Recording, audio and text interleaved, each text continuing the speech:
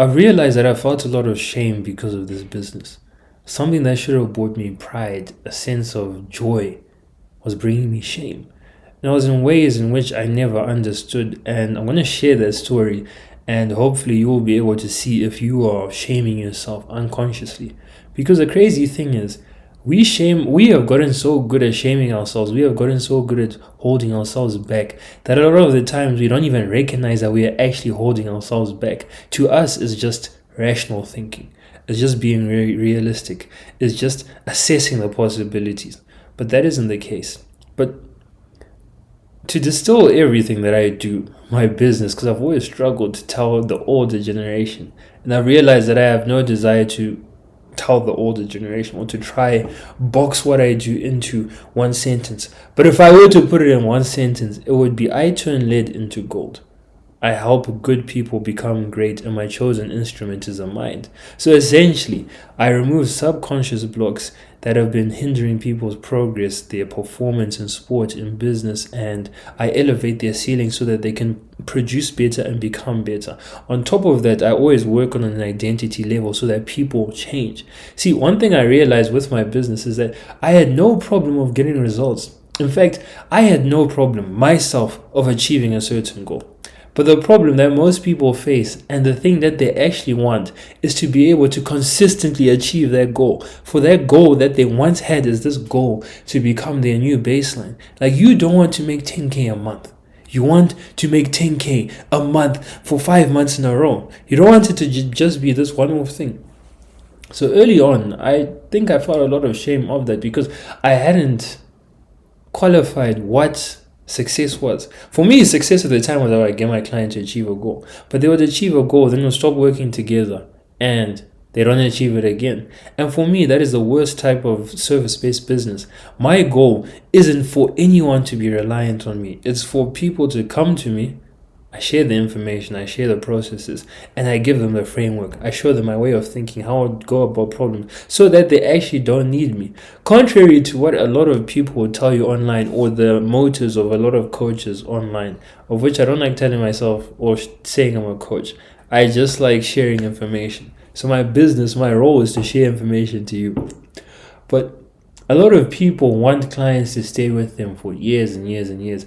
And though that would be nice, like, of course, I want clients to stay with me years and years.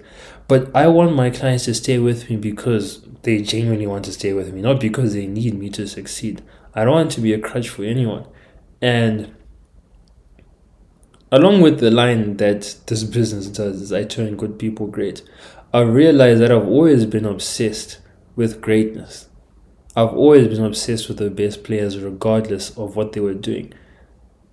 This may not be cool to admit, but I support the best people. Though I don't change, the reason why I support the people I support is because when I started watching the thing, they were the best. I support Man United because the first time I watched Man United was in the Champions League final, of which they lost, and Messi dunked on those niggas.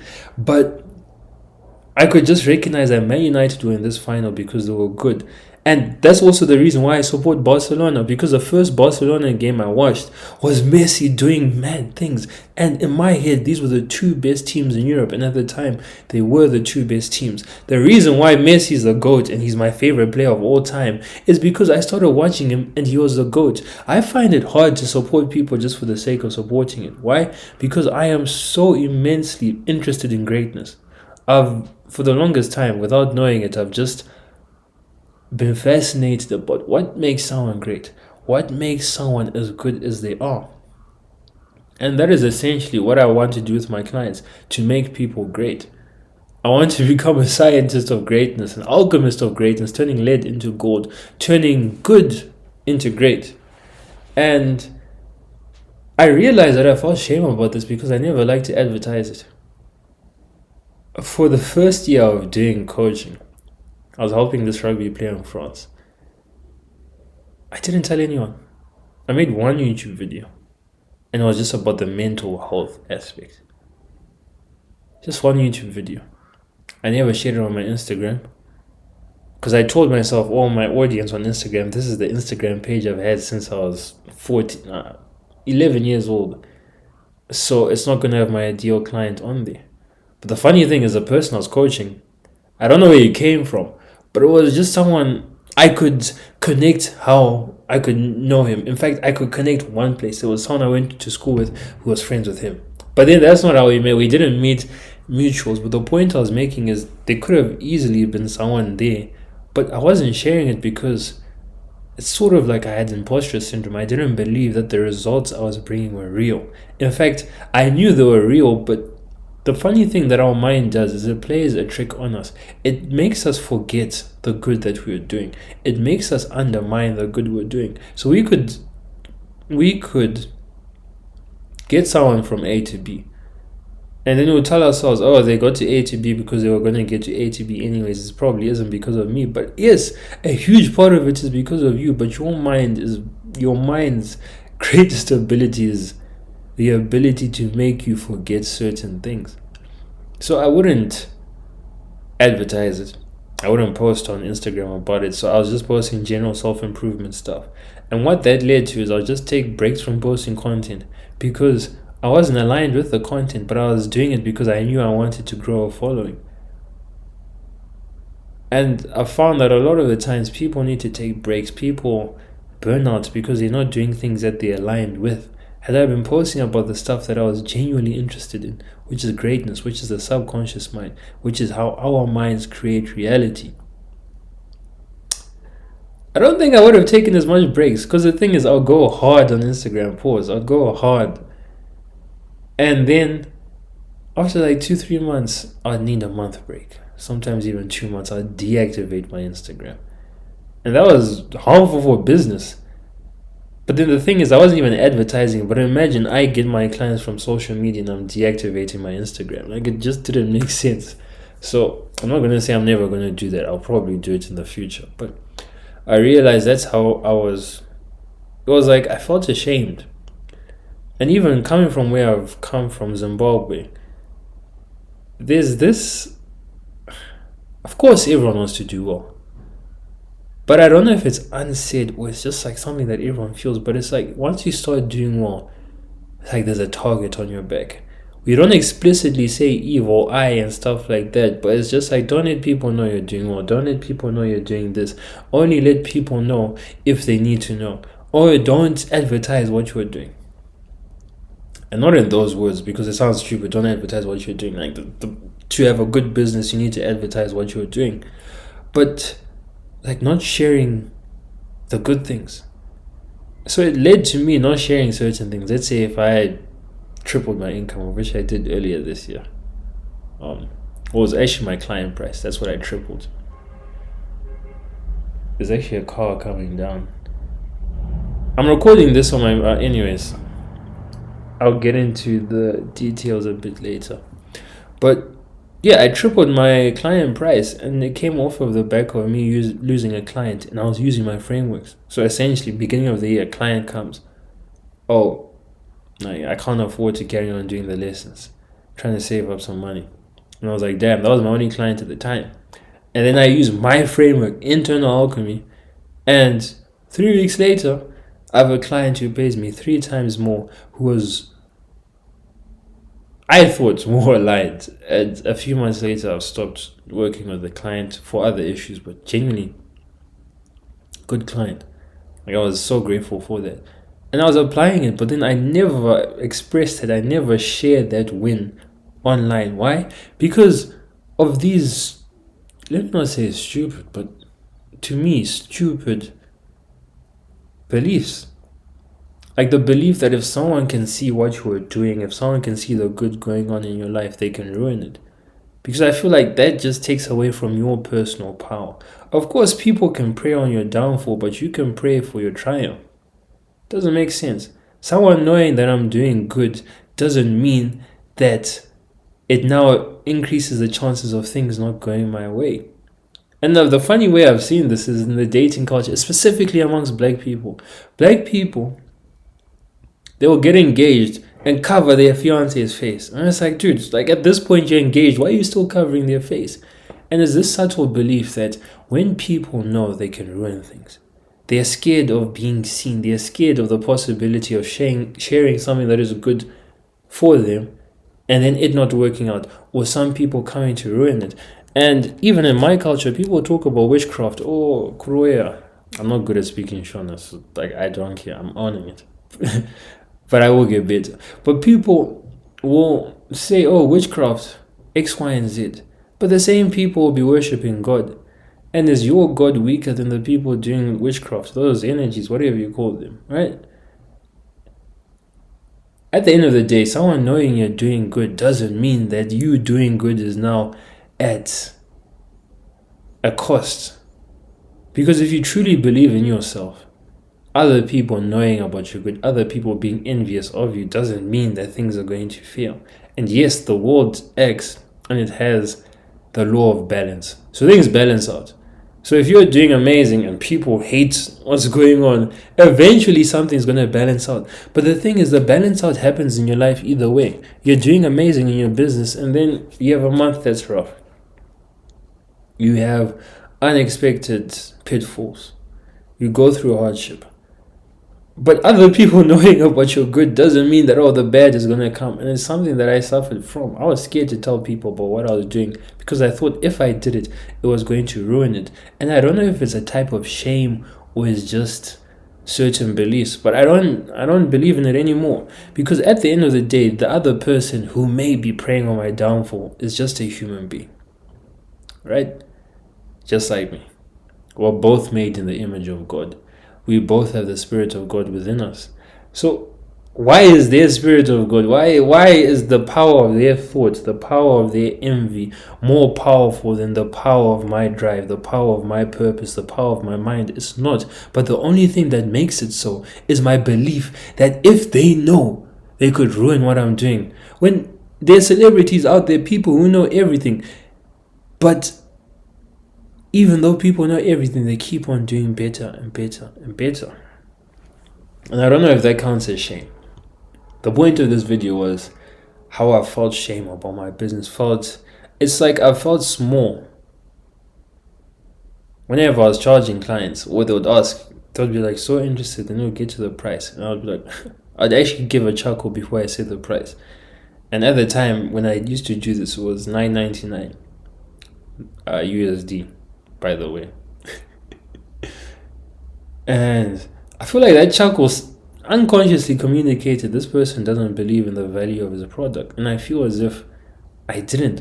But the thing is, I knew the value that my product has. Right now, I know my product, when applied properly, is worth millions. Genuinely speaking, how valuable would it be for you to change your identity? How valuable would it be for you to rewire your subconscious mind so that it is aligned to your goal, so that you achieve it as if you were swimming downstream? How valuable would that be? Now, how valuable would that be across your whole lifetime? Let's say you pay $2,000 right now. And we go through it. We go through internal alchemy, identity alchemy. And it leads you to adopting your dream identity that aligns with the real person you want to become. The internal alchemy gears your subconscious mind for the achievement of goals, right? It makes the goal inevitable. See, internal alchemy is more so about the goal. Identity alchemy is about the identity. So this covers the one-off, right? And it gives you conviction. This makes you into the type of person that naturally achieves it. And in the past, I only focused on this, achieving the goal. But I digress. How valuable would it be for you? How valuable would it be for you to have the frameworks, a way of thinking that you'd be able to change your identity at will? That you'd be able at will to program your subconscious mind so that the achievement of your goal is inevitable. Yes, 2000 may seem a bit hefty now, of which I can guarantee you is going to go up, because my dream with this is to work. I'm going to be upfront. I want to work with Kobe Mainoo. I love Man United. He's my favorite player on Man United. So Kobe, if you're watching this, hit me up. We can do some great things. I want to say pause, but my girlfriend always says stop saying pause. Like, not everything is a pause. Yeah, that is true. But Kobe Mainoo, if you're watching, hit my line. But essentially, I want to coach the highest performers in the world and make them even greater. I want to play a role in someone becoming the new greatest of all time. I want to be the mental coach per se. I don't like coach, as I said in the beginning. It makes me cringe every time I say it. But I want to be at the heart of someone's success, changing the way they think, changing their subconscious mind. And in many ways, I'm already at that. Like, I've already helped multiple people. I've helped someone get their first payouts after trading for years and years and years and not having a payout. That's something recent. I was about to go into a list of my things, but no, that's not even the point of this video. The point of this video is I genuinely provide good work. And I forgot the point I was making that made me go on this tangent. Oh yeah, the point I was making is I'd be scared to tell them my price, 1,000. But objectively speaking, over the course of the next year, 1,000, you will get many more. In fact, I did one call with the person who got a payout, and that payout, it was 1,700. And that's just off of one call. Off of 3 calls, one of my clients, man of the match performances consistently. And now I just think, imagine this averaged over the next 6 months, over the next 2 years, 3 years. Because a lot of the times we think too small. We think about today. We think about the money we're losing, but it's actually an investment on your future self. Imagine if you learned internal alchemy, identity alchemy, and you're able to change your identity, you're able to gear your subconscious mind for the achievement of your goal in your life, depending on your goals. Let's say you want to make a lot of money. That let's say you pay even 5,000, 10,000, 50,000 right now. Over the course of the next 10 years, you will 1,000x that, I promise you, so long as you apply it and you are diligent with it. And my life is a testament of this. I am living it right now. Though I don't look like the picture perfect in the penthouse in flipping New York, my life is changing. And I want to take people along this journey. My life is changing. I went from posting on social media. The first 3 years I was posting, I made $17, of which I made $17 in the second year. So the first year I made nothing. Second year, 17. Third year, nothing. To making, once I started applying this, the very first month I made 900. And there's still a part of me that doesn't like sharing numbers because I never want to attract people based on my numbers. But yeah, the point is it's changing my life slowly. And I realized that the best thing I can do for myself is actually make myself my best case study. And one thing I care about that a lot of the times I tell myself I don't really care about is the amount of followers I have. And it's not that I want followers for the sake of having followers, but it's more so that I want people to follow my work. I want to impact a lot of people. There are people outside talking. You can hear that. That is oddly annoying. But I'm going to tell you right here, right now, for the real ones who are watching this, I am going to have 30,000. Well, the goal was 20,000, but 30,000. But what I meant to say is, on Instagram right now, I have 3,037 followers. If you're watching this, you're going to be the first to hear that I'm going to have 20,000 Instagram followers real soon. It's going to be a testament to the stuff I do, subconscious mind leading to the goal. And the date that I'm making this video is the 14th of July. And I'll put a screenshot, I'll put it on my Instagram story, and you're going to see whichever date it was. I know it's inevitable. I just don't know when, but it's in the near future. And yeah, with all that being said, everything is an internal game. And I don't know if you've seen the excitement of me just talking about certain things, but I genuinely love this. I'm genuinely obsessed with how the mind creates your reality. So much so that even when I was growing up, I used to study people. I used to study my dad. And it's like, because I've lived with him my whole life, I know exactly why the family is in the position that it's in, why we had such good periods, why some of the troubles came. And it's because I studied him. I studied the state of consciousness. And it's not like the stuff I do is based off of him, but I just naturally study the people around me, myself, my mom, my sisters, my dad, my girlfriend. I don't judge anyone for it, but it's like I know why people are in a certain position. I know why I'm in the exact position that I'm in right now. Why I'm not doing as well as I probably should be, but I'm about to be doing better than what you expect. Perhaps better than what I expect, but I can't do better than what I expect. You will never do much better than what you expect. Even if you tell yourself, "Oh, I didn't expect this," deep down you did. But with all that being said, we're in business, and I feel like I'm gonna be doing more videos like this because I want to improve my speaking.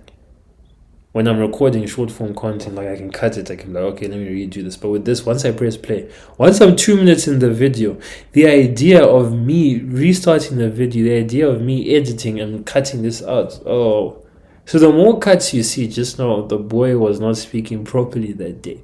But essentially, I just want to learn how to speak in a stream of consciousness and speak well, because I know I'm going to be doing big seminars soon or in the future. And in a seminar, I can't say, your mind creates reality, and then pause. Let me restart. Your mind creates, I'm just going to have to speak in a stream without buts, X's, Y's, hoo-has, just speak in a cohesive manner. And that's what these videos are for. I actually like the raw nature. I'm using my MacBook. The camera isn't that good, but it's actually not looking that bad. But you can tell that, okay, this isn't the best camera. I kind of like this vibe. It gives a raw vibe to it. And that's the vibe that I want all of this. I haven't enjoyed making YouTube videos of late.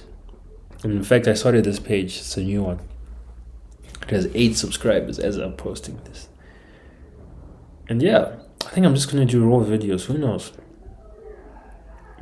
I'm just going to do raw videos, and yeah, it's the best way that I convey information, not structured. I find that when you just give me a topic and I ramble on about it, we'll cover the full picture.